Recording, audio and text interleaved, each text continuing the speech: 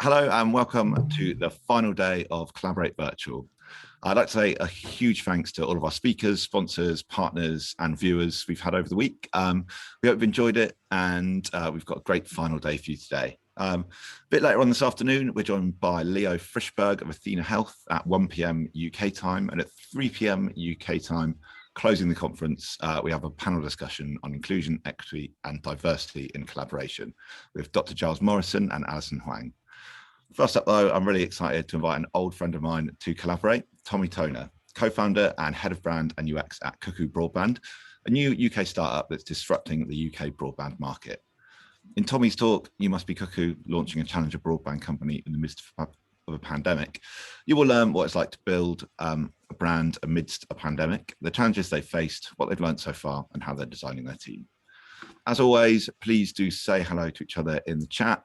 Just make sure your chat settings are switched to panelists and attendees so that everyone can see your messages. And do let us know if there's any issues with the stream or audio or anything like that there too. Please also ask lots of questions for Tommy. I'll get through as many as I can at the end. We're using auto-generated captions for this webinar. Some of these might not be 100% accurate. However, when we share these talks publicly on our YouTube channel, we'll ensure the transcripts are 100% accurate. So without further ado, I'll hand over to you, Tommy. Thanks, Henry. Good morning. Happy Friday. It's a sunny day here in London. Thanks for the Collaborate team inviting me to kick off the last day. What a week. If you guys haven't seen, if you guys missed James Castro-Griffith's session on emotive design this week, I'd really recommend it. It was really good. So, over the next kind of 30 to 40 minutes, I'm going to be talking, as Henry said, I'm going to be talking about why broadband is broken and why we thought we might be able to fix it. I'm going to take you on a bit of a journey about what it's like to build the brand and some of the challenges we faced last year, which I'm sure will resonate with a lot of you. I'll be talking through how we put UX and CX at the heart of everything we do, and how collaboration has been one of the key drivers for our team and for our growth. And then lastly, I've got some exciting news to reveal at the end for everyone this morning. Okay. So a bit on me. I'm Tommy. I started my career off at Sky as a designer before moving into sort of as a consultant and freelancer in the agency world, where I worked on some of the brands that you can see in front of you, with a focus on user experience, UI, product and brand. I then moved back in-house with Nissan as the design director and experience design manager in the global CX team. And then last February, I ended up, we were joined the team to hatch Cuckoo. So let's talk about the elephant in the room. Show of hands. I know I can't see you. This would obviously be more engaging in person, but I can get a vibe. Show of hands. Who's got a war story about broadband? Because there's a lot of them. Okay, so this was last night. I did a trawl. I opened a number of tabs open with all of the big incumbents, and I felt a bit like it was like Minority Report, like Tom Cruise. There was just incoming live negative feedback on Trustpilot and Google, just almost sort of live streamed. So if you can pop in the chat, if your provider, maybe put on a scale of 1 to 10 what you think of your provider, and if anyone's got any war stories, I'd love to hear them. We can come back to them. I'll just call out a few here. So, disgraceful customer service, money robbing, won't use that word. How can your broadband be so effing? The worst customer experience I have ever had with any service provider in any industry. BT have made me mentally ill. Awful website. I have not had fully working internet since I joined them in April. Okay, it's currently June, Mrs. Louise. So I'm not sure what they've been doing. As you can see here, the industry is pretty shocking. Okay, so I can see here from someone's put 1 out of 10. Yeah, that's pretty common. For people's experiences with broadband within the UK. So Slightly awkward. I looking at the attendee list for this talk. There's a number of email addresses that I recognise from some of these brands, so I do apologise. This is I'm going to be talking about the challenges we all share. It's not ISP bashing here. So the industry NPS average is 12. Some of them have minus numbers. So this is, you know, would people recommend the brand on a scale of 1 to 10? It gives you a score. So you can see here, you know, the only other industry that probably has the same negative brand perception is probably arms dealing. You know, the biggest, the incumbent with the best Trustpilot score that we're competing with is TalkTalk, and they're rated poor. So you can see, you know, it's not looking good. So the hard truth is we all hate broadband, okay? And it's not just the UK, it's nationwide. The US, I don't know if you've seen the news in the US, it's equally an issue there and globally. But why is that? It comes down to a number of things, right? Terrible support is fundamentally the biggest issue. Complaints about broadband and mobile are 40% higher than any other sector in the UK economy. And the fact that broadband is a necessity, it's utility, just like water, energy. You know, people need it to conduct their daily lives, and even more so in the pandemic. Now that everyone's shifted and started working from home, the fact that you can't get good support, you know, it's just not good enough. Hidden price rises every single day in the UK. 25,000 people end their contracts, and then usually put on a higher contract price. Which we called the loyalty tax, because the longer you're with a brand, you end up paying more, which just doesn't make any sense, right? And finally, slow speeds. So millions of people in the UK are on the older contracts, getting the older speeds, and they're still paying more. So Alex, the CEO, and I were having a Burger King going back a while, and he said, you know, he challenged me like, broadband's broken. How can we fix it? So, you know, we were thinking, what can go wrong? Let's work out how does it work? Okay, so just for anyone that's interested, I'll just quickly breeze over this. But ultimately, the UK, the way that the internet works in the UK, we use this 3-layer cake analogy. You've got the bottom layer, which is things like Openreach, Virgin Media, so they own the hardcore cables. Then you've got the middle layer, which is the people that route the traffic, and then you've got the top layer, which is I've called the service layer, which is essentially where we thought that's the layer that needed disrupting and needing help. So that's what Cuckoo is. We acquire, build, and manage customers. So what could go wrong? So introducing Cuckoo. So this is the current state of play. We consistently score 70 and above since the tail end of last year on our NPS score. Trustpilot, we're currently on 4.5, 4.6, and Google we're on 4.4, 4.5, which if you compare that to some of the incumbents, obviously is a dramatic shift in the brand perception. And how did we do that? There's 4 key driving USPs, which just to touch on: 1 month rolling contract compared to like the 12, 24, 36 month contracts you normally get. So there's no more lengthy contracts. 1 fair price for everyone. Every single customer pays the same for the speed that they're getting. There's no more need to haggle at the end of your contract or anything like that. None of that nonsense. 1 super fast speed.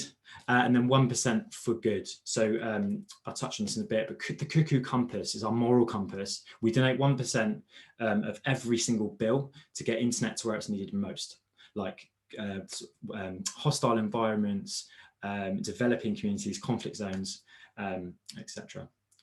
And our team, we're backed by the Innocent Smoothie founders, actually, which is fantastic. And we've built a team, a bit of an A team from some of the brands seen below.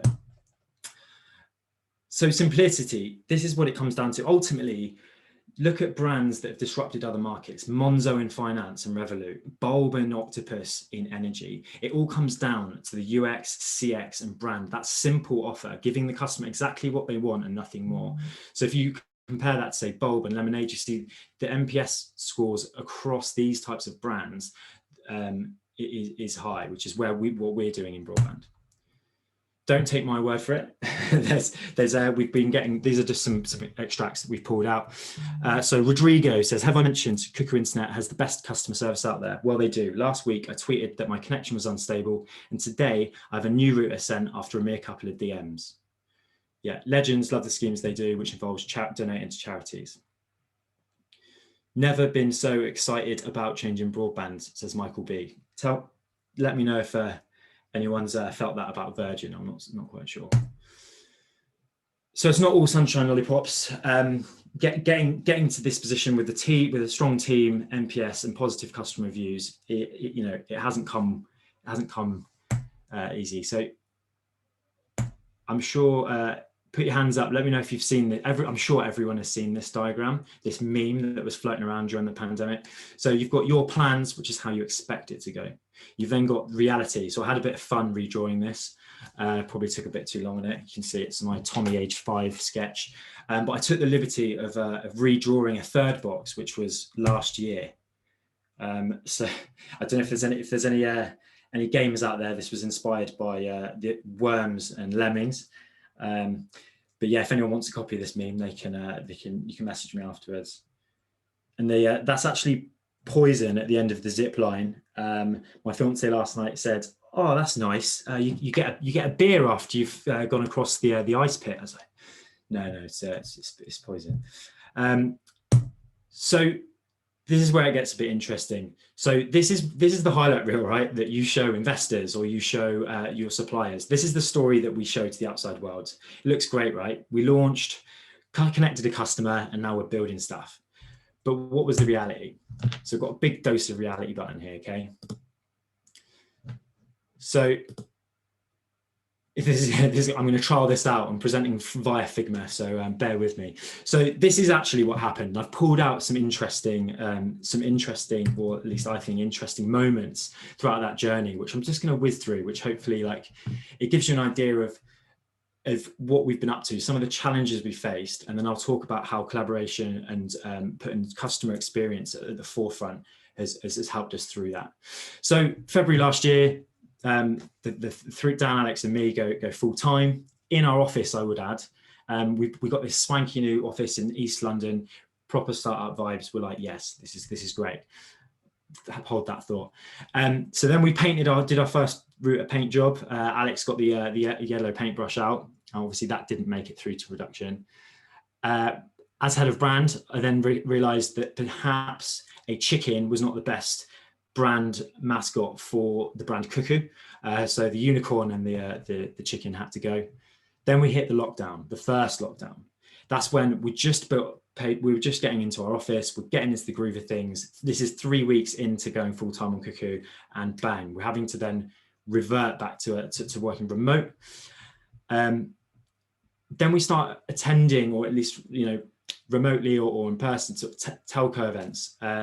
And this is a picture of me, Dan and I, in disguise, because we actually had no idea what we were talking about, because neither of us had worked in broadband before. So then we launched our community, which is where we started listening to our customers. What do they want? We were putting any decision that we needed validation on, we were putting out on our forum. In fact, it'd be good to hear if anyone's listening and and you use a forum successfully or a community with your company or your brand. I'd love to hear it, because broadband in particular is one of those industries where communities can be really effective, and it's quite unusual, I guess, nowadays to have such an open forum for customers. In May, we decided to launch a competition to get as many people as possible into the early access list, but it was a referral competition. Refer as many of your mates as possible. It didn't go that well. Someone referred 3 people, and then we had to give them free broadband for a year, so not ideal. We then launched early access registration, expecting the hype to be real. It wasn't. Front end website is live. So Cuckoo, this is a customer contact we got an email in June last year. Cuckoo is one of the least well thought through brand names for a service going into people's homes that I've ever seen. Only Trojan Horse could have beaten it for unsuitable names. So should we change it to Trojan Horse? Maybe some people haven't liked the name. So we connected the first customer in June. Then we launched our first ad campaign. These are just some extracts. There was many more that didn't make the cut. Some weren't suitable for this presentation, but great. A new broadband company that is pissing their little pants with excitement with being themselves. I get it. You really are pumped. Sad to say that broadband really doesn't do it in the same way for the rest of us. Just tell us what it costs for crying out loud. I don't give a flying about your beards or how many trees you plant. Great that maybe you do both, but if you charge £50 a month, then, oh, you don't charge £50 a month? Then just tell us what you do charge. What's the price? And the ironic thing was he sent it and the price is very clearly was attached to the message. Number of sort of failed ideas. We had an idea, the CEO had an idea that we could put a golden ticket in random router box and they would get free internet for a year. We didn't end up going live with that. We launched a campaign called Take Back Control, which looking back, I can't believe how, I'm not sure what the word is. It was an accident. So we weren't quite aware that it was just so happened that it was all kicking off with the campaign for Brexit. So it had connotations back to it. So we revised that campaign very quickly. In August, we realised one of the Openreach engineers, John McConnell, went to the aid of connecting an island which was cut off. So it was an underwater cable connecting their broadband. August, we made it too easy to delete a customer. Alex accidentally deletes a customer, not good. September, our first glimpse into neighbor wars, the art of slamming. So does anyone know what slamming is? Because we didn't know this till we started Cuckoo. So slamming is when you go on a postcode checker on any utility company, but particularly broadband, you sign up someone and then it basically cuts them off because there's not necessarily any verification on whether you live there or not. So we've got a number of these that come through and we're not sure whether it's actually whether it's malicious or not, but anyway, so neighbors trying to cut off their other neighbors so they're disconnected. September, Alex deletes another customer. We removed this feature. October, we started doing some customer research. So we started engaging more customers, one-to-one interviews. We did about 20 hour-long interviews to try and understand what are people's pain points, triggers, wants, needs. But one of the things that came out of it was how unusual people's needs were. So one example is, I use the Nest camera in the kitchen for the puppy at 6 a.m. I tell Google Home to play classic FM in the kitchen. And this was one of many of people using their broadband in very obscure ways. Then we start working with the government. We sort of separately to the consumer brand. We do a lot of work behind the scenes, particularly Alex, his background is in government. So we've been working with MPs to try and cut the broadband tax. We firmly believe that it's a necessity and it's not, and that it shouldn't be taxed in the same way as other consumer goods. It should be treated in the same way sort of energy and water is, because it is a lifeline now that people rely on it for communicating with their loved ones and for work. So touching back on our community, we've got one community member, Phantom, absolute legend. We don't know what he looks like. His avatar is just like a Power Ranger bike helmet. He racked up 48 hours of reply time on the forum and he created our first ever fan merch. When in Wales, don't let Alex from Cuckoo Broadband loose. Don't ask. Then we start appearing on price comparison websites. Another lockdown. Customer writes in to tell us the mild beef regarding the wait to get connected has passed and speeds are now Keanu as we launch a referral engine on Christmas Eve. Is that a good time to launch a massive new product? Probably not. We all went home to our loved ones just praying that our engine wasn't going to break. It didn't, so it's all good. Customer calls in. Jan this year, customer calls in to tell us we should be called Penguin, which are much nicer birds. Becca, who's one of our experts, advises that penguins are often commit adultery. He says it's only natural when away from their partner so long. Becca says female penguins kidnap each other's chicks, so by this logic, Cuckoo is the nicer bird. Becca wins there. Digital first home move. We're one of the first brands to allow customers to move with us. This is all about, so everything we've sort of done this year is about making customers' lives easier from a UX and CX perspective. And one of those is automation. So empowering the customer to basically do things themselves with as little sort of interaction with us, unless they want it, as possible. So in this example, we built a moving home flow, which allows the whole journey to be just done seamlessly without them needing to call up and barter one of us like you would do with one of the incumbents. Third national lockdown. Canal trained March 2021, I should say. A canal trained engineer connects customer on Regent's Canal. Did you know that there are such things as canal trained engineers? There is. March, customer tries to change the email on their account by entering their email in the login box, and then writes in saying, "What do you mean it doesn't magically appear on the account?" Yeah. We launched Magic Links in April. It's the Marmite of product updates. You either love Magic Links or you hate Magic Links. Magic Links is where we removed passwords. So the hypothesis is it's more secure. And actually, we had really positive feedback. We weren't sure what customers were going to think, but actually it's gone down really well. We then start introducing industry first features. Now, this sounds really basic, but these are things that other brands just aren't doing. Things like share your Wi-Fi details via WhatsApp. Yeah, Lisa calls in, it's not her real name, persistently complaining that Magic Links are broken. So one of our senior tech team gets on a video call with her to try and understand the issue. Turns out Lisa wasn't even clicking the Magic Link. Then May this year, customer wants to return his white router because he's a smoker and it might stain. Yeah, true story. Due to big one this year, due to COVID and international chip crisis means global shortage of routers. So we've been having to zig and zag, trying to source the best routers we can for our customers. Yeah, then we start getting prank calls from Cuckoo restaurant in Peterborough. Yeah, for some reason they keep mixing us up, so we're getting constant orders through for the restaurant. They start posting job ads on our LinkedIn, which clearly says Cuckoo Broadband in Portuguese. So I'm not really sure what was going on there. And then finally, sort of closer to today, just recently, I just checked this. 64 people have been referred from our top referrer in the last couple of months, paying out a whopping 1,200 quid.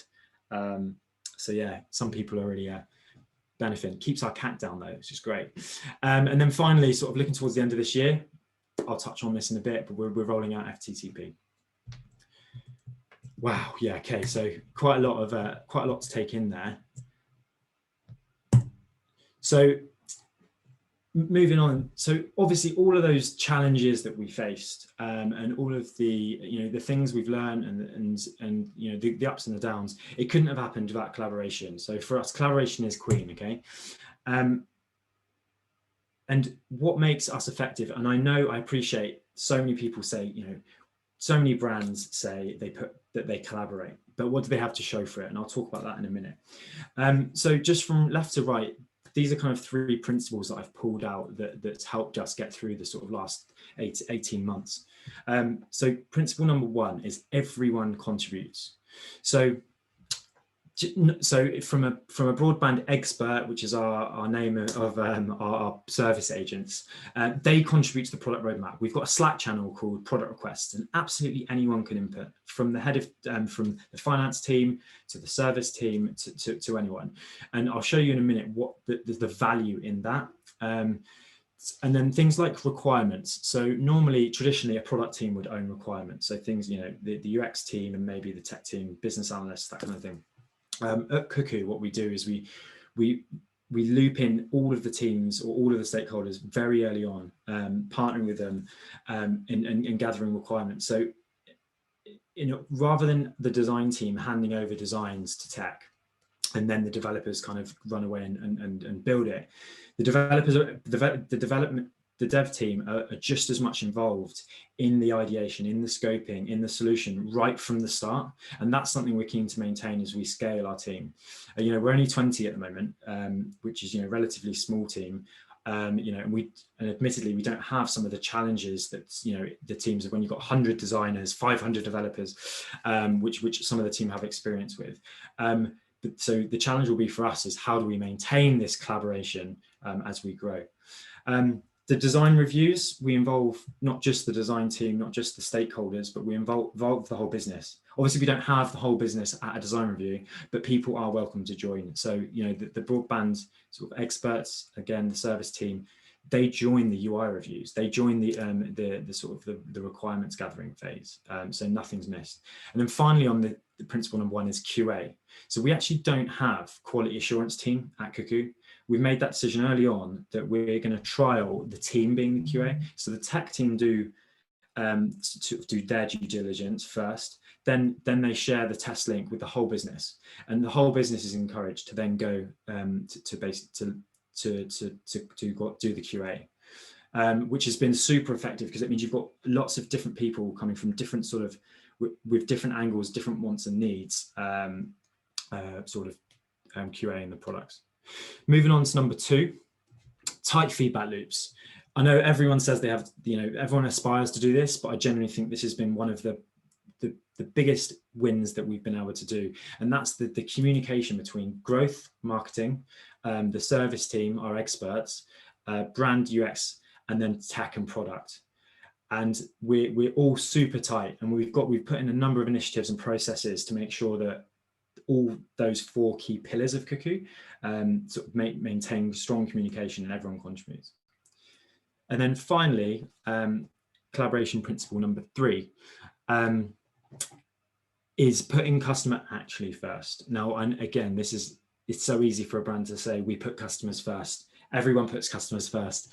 But the way that we've tried to do that is by building that out from the core from day one. So like I mentioned earlier with the community forum, we get equal amount of sort of, if a customer's got an issue, they'll tell us on the forum or on social media. And it doesn't matter, our service team, right up to the CEO, myself, everyone, we monitor every single contact that we have with a customer. Obviously, we won't be able to do this as we scale more, but for now, every single comment on that forum or Trustpilot or social media is read by the wider team. And we actually, we put out any new ideas that we might have, we put on that forum. So we'll get feedback quite early on, what do you guys think, and learn that way. Vice versa, if something's not working, they will let us know. Sometimes you have to have thick skin when you go on the forum, but it's all good stuff and great learning. Our service team, so normally I've had experience working in brands with service. Actually, one of my first jobs when I was 16 was I was frontline support for Virgin Mobile back in my hometown. And I know that normally a service team is very disconnected from the core business. And that is something we feel absolutely adamant about, that we're trying to prevent. That service should not be seen as like a separate entity to the business. It should form part of the business. So that's been one of our strengths. I think we're listening to the people on the ground, that are on the front line, as it were, that are seeing what the customers are seeing. Reviews, weekly one-to-one customer interviews. So myself, the CEO, Alex, and Tabitha, our head of growth, we run every Friday, we speak to customers over the phone, over Hangouts. And it's just great to have that finger on the pulse. It's not necessarily a huge sample size, because we can only do a couple a week. So it's not about like the quantitative data, but the qualitative data insights that we get from that. It's invaluable. And some of our product enhancements that we've done have come from just those one-to-one chats with the customer. And then, as I've touched on social media, recently we've been praised on Twitter because people have literally DM'd our team, and then we've actioned things, whether it's a new router, whether it's improving their speeds, whatever it might be. Cool. So it's easy for me to sit here and say this is all good. So I thought, actually, how can I prove it? So this is what we've got to show for it. So these are some of our unique things that make Cuckoo, I guess, that I've just pulled out. And some of these ideas came from random members of the team, like from the service team, from strategists, from whoever it might be. So just to call out some of these. So contact us any way you want. Sounds obvious. Most brands don't do it, particularly broadband companies. So you can WhatsApp us, you can email, Twitter, it doesn't matter. Any sort of form of contact we will listen to. So you can do it on your terms. Simple UX best practice, like what about if we let the customers choose their own Wi-Fi details when they sign up? Okay, no one was doing it. So I hope no one copies us now they hear this. But yeah, so it's just all about making it as easy as possible for customers to connect. Coming back to that, putting the customer first. How can we make everything as easy as possible? 1% for each builder's charity. I talked about that earlier. The Cuckoo Compass. Opting out of getting a router sent to you. So we're looking at ways to reduce our plastic. So we've removed plastic from all of our packaging. So now it's like a cardboard, the router arrives in cardboard box. And if you don't want a router, you can opt out of that. So we're looking at ways which we can reduce our carbon footprint. 5 clicks to switch. Yeah, I was actually shocked at this. BT, TalkTalk, PlusNet. This was a few months ago, I did this checks, but this was accurate. So I tried the join journeys for all of those brands. And it was quite shocking how many clicks it took to actually sign up. And we've got ours down. So that's actually out of date. We've actually removed a step. So it's actually 5 clicks to connect to get to Cuckoo, to switch to Cuckoo. And then finally, it's all about the customer delight moments. And I guess that's the bit of fun that we've been able to have with our brand, being a challenger brand, sort of entering quite a stagnant old industry, been able to inject some sort of what we call signature brand moments, delight moments, whatever you want to call them.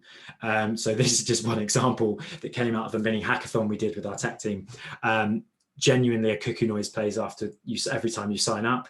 It was quite funny. We actually downloaded some open source cuckoo noises. But they didn't sound quite right. So we ended up just recording it, the human voice of someone just going cuckoo. So that's what you get. If you want the real deal, you have to sign up. So just to then sort of to wrap up, we've got the future is yellow. We're growing our team of designers, developers, product specialists, and experts. Currently, the team makeup is from a lot of experience from other disruptor brands, and also some of the big sort of tech brands. And as I mentioned earlier, sort of our investors, Jamjar and RTP.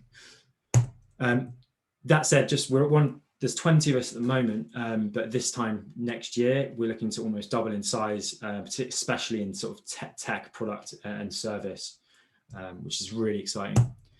And some of the products we're working on, we've got our proprietary service platform, which is all about making our customer service agents' lives as easy as possible.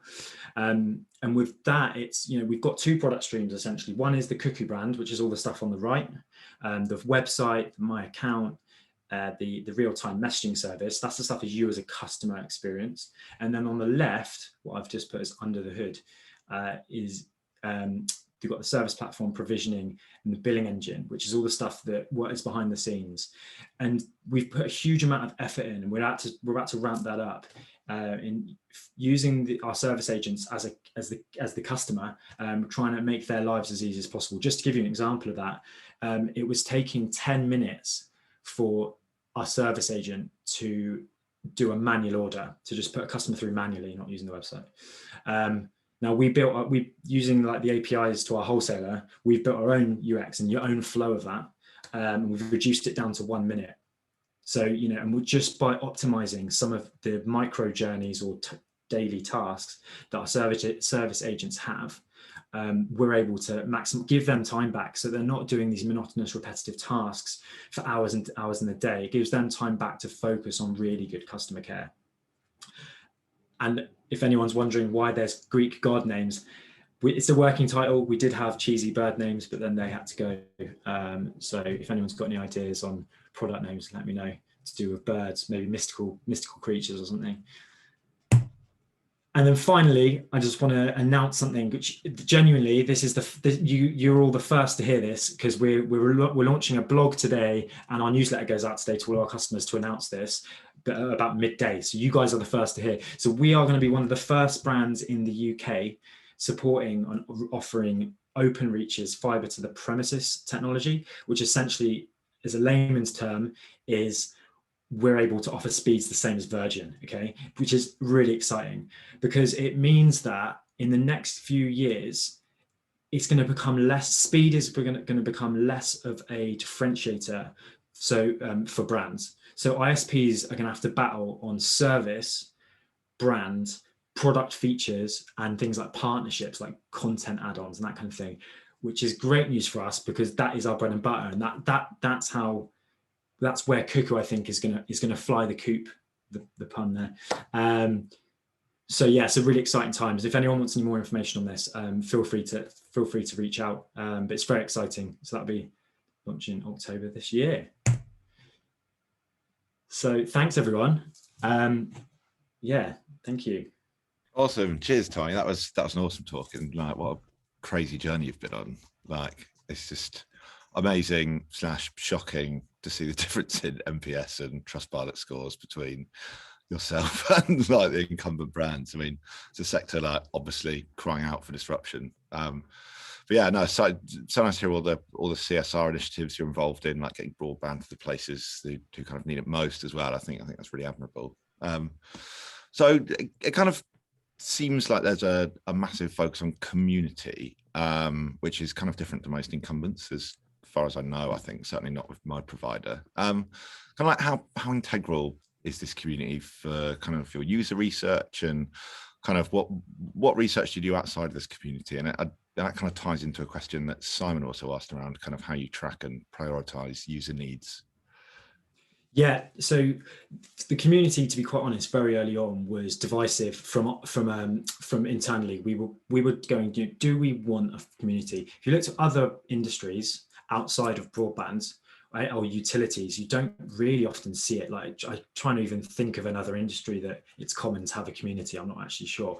But if you look at things like, so Plus, we look to like PlusNet, Virgin, Sky, they've all got community forums. For us, it's good for a number of reasons.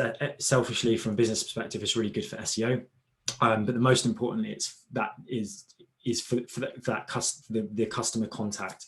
So we've got a couple of purposes really that we use it for. One is to update the customers. So if we're releasing a new feature or product or whatever, we will announce it on the community and that gives them an opportunity to then talk back to us and give their feedback, which has been really effective. So just to give you an example, we launched Content Hub a couple of months ago, which is essentially like our platform for updates, expert guides on networking, security, that kind of thing, and also our sort of blogs. And when we were designing it, we put it to the community, like, what do you guys think? And we got some super valuable feedback. And actually, we even got volunteers from the community who wanted to start contributing content for it, which is, was fantastic. But yeah, to answer your question, we do listen to every single contact that comes in. So if a customer's internet has gone down, the service team will pick that up on the community, will reply on that, then they'll take it offline and start DMing them basically. And then for me, my team as the UX team will then look at why did that happen? Is that something that can be avoided again, or that we can avoid in the future? Is there any improvements we can make? If there is, that will then filter into the product roadmap. And then just to give you another sort of example, sometimes we do hot fixes. A customer might identify on the forum or the community a bug, and we're like, okay, this is like a P1, so we'll fix it that day sometimes, and then we'll announce it on the forum and say, yeah, do you know what? Thanks for surfacing that. We fixed it. So yeah, super invaluable for us moving forward. It's getting to the point now we probably need a community manager because it gets busy. And to answer your second question, which I think you said from Paul or Matt or something, Simon, was what research do we do outside of that? So every quarter, what we're trying to do is do a sort of a primary discovery research where we identify customers' pain points, wants, and needs. Now, the reason why we need to do it regularly is because our customer base is changing. So when we did that exercise last year, tail end of last year, we were only targeting customers via Facebook, Instagram, paid ads, and paid search, like brand search. Predominantly, it was those three channels. And then that meant that the demographic of our customers was specific to that. Then we went on to price comparison websites early this year, which completely changed everything. Like our customer base now looks a lot different in terms of demographic. Their wants, needs, and pain points are slightly different. And it's because we're ultimately a utility for everyone. It's made our audience much broader. So we now need to understand what they want and what they need. Brilliant, thank you. That's yeah. It seems like it's in comparison to the kind of established providers. It seems like such a human experience. Like like chatting to real people instead of chatbots and fixing stuff on the day. And yeah, we had a chatbot and it was a catastrophe. Oh, really? It was one of those like out of the box chatbots. I don't know if anyone's people that have worked with them are probably nodding their head going, oh god, yeah. Yeah, you pay a small amount a month and it's like a pop in the box chat box kind of thing. I think they claimed it was AI, but it definitely wasn't. Yeah, and it just computer says no. Customers were stuck in loops sometimes, and then we saw Trustpilot was just bombing, and we were getting really sort of angry comments about I can't talk to anyone. So yeah, again, that was down to the customer feedback. We sacked it off and just went for human. Yeah, no. Also, I mean, yeah, something that definitely works. I mean, the amount of times I've been trying to get through to my provider on a chatbot and pulling my hair out. So if anyone watching has any questions, please do submit them. I do have a couple here. But yeah, Tommy, is kind of I mean kind of what you're doing is obviously kind of disrupting a whole sector. Is there a worry that kind of some of the established providers might try and imitate you? Yes, and we've already started seeing it. No, I don't have that as a fact, but some of the features which we thought were industry first, very soon after, some of the incumbents now offer. So I won't call it out, but yeah. So I think that is a danger. But there's certain things that can't be replicated. They might be able to replicate some niche features and sort of very specific moments of maybe UX or whatever, but they can't copy what we stand for, like the brand, the core of the brand, the ethics, what we stand for, and who we are. That can't be copied. Yeah, and the whole experience, I suppose. I mean, you can copy features, but you can't copy the experience, right? Yeah. So yeah, we have another question here from Simon. Simon says, "Love the presentation, the openness, the pragmatism, and the delivery." Simon asks, what one thing would you do differently if you could do it all again? Oh, that's a good question. And you're not allowed to say not have a pandemic.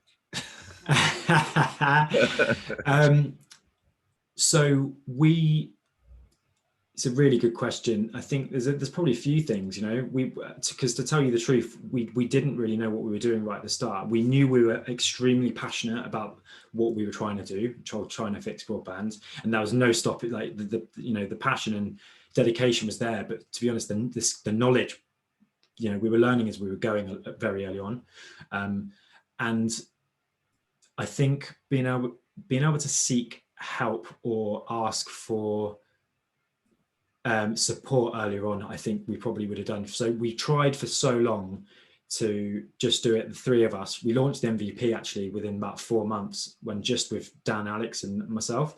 Then we hired Insung, our first developer, and then started growing the team from there. And I think maybe we probably could have grown the team a bit earlier, or we were trying to spin a lot of plates just with a very small team. But at the same time, would I change that? Maybe not. Maybe that's part of what made us who we are. But I think what's really exciting, what I'm most excited about now, is our recent hires, and now seeing the value that some of our newest team members are having is really exciting. I always like that saying, hire people better than you. Awesome, thank you. I think that is just about it for the questions. Tommy, thank you so much for taking part. That was an awesome talk, and it's amazing to hear about the journey you've been on. I'm sure everyone's going to be googling you and switching their service provider now. Yeah, thank you for everyone that's tuned in. We will have recordings up pretty soon for those that have signed up. We'll be back a bit later on this afternoon with a talk from Leo Frischberg of Athena Health at 1 p.m. and a panel discussion with Giles Morrison and Alison Huang on the importance of diversity, equity, and inclusion in collaboration at 3 p.m. and that's both UK time. Again, Tommy, thank you very much. We will see everyone back at 1 p.m. Thanks, Henry. Thanks everyone for joining. Cheers. Have a good day.